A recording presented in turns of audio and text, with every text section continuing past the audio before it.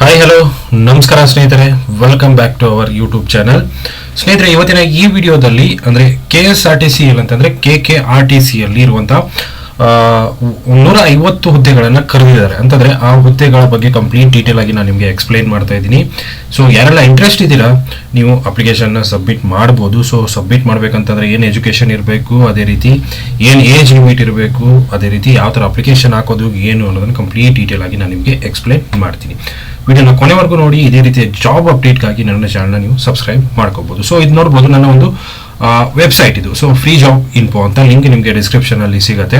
So ಇಲ್ಲೊಂದು post ಹಾಕಿದ್ದೀನಿ ನಾನು, KKRTC ರಿಕ್ವೈರ್ಮೆಂಟ್ ಕಲ್ಯಾಣ ಕರ್ನಾಟಕ ರಸ್ತೆ ಸಾರಿಗೆ ನಿಗಮ ಅಂತ ಬರುತ್ತೆ.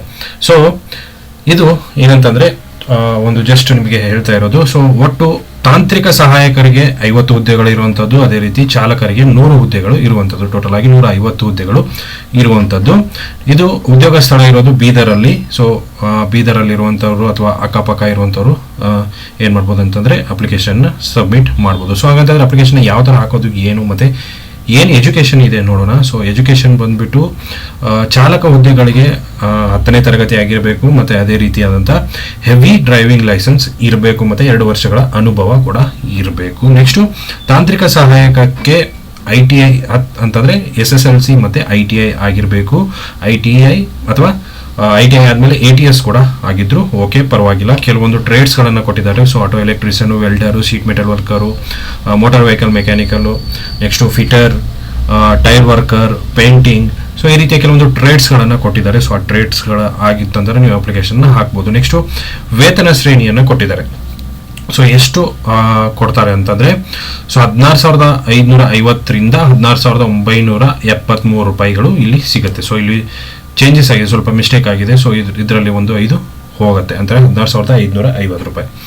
ಸೊ ನೆಕ್ಸ್ಟು ಏಜ್ ಲಿಮಿಟ್ ಏನಿರಬೇಕಪ್ಪ ಅಂತಂದರೆ 18 ವರ್ಷದಿಂದ 38 ವರ್ಷಗಳ ತನಕ ನಡೆಯುತ್ತೆ ಅಂತ ಒಂದು ಇನ್ಫಾರ್ಮೇಷನ್ ಇದೆ. ಅದೇ ರೀತಿ ಅಪ್ಲಿಕೇಶನ್ ಫೀಸ್ ಏನಿದೆ, ಯಾವಾಗ್ಲೂ ₹1 ಕೂಡ ಅಪ್ಲಿಕೇಶನ್ ಇಲ್ಲ.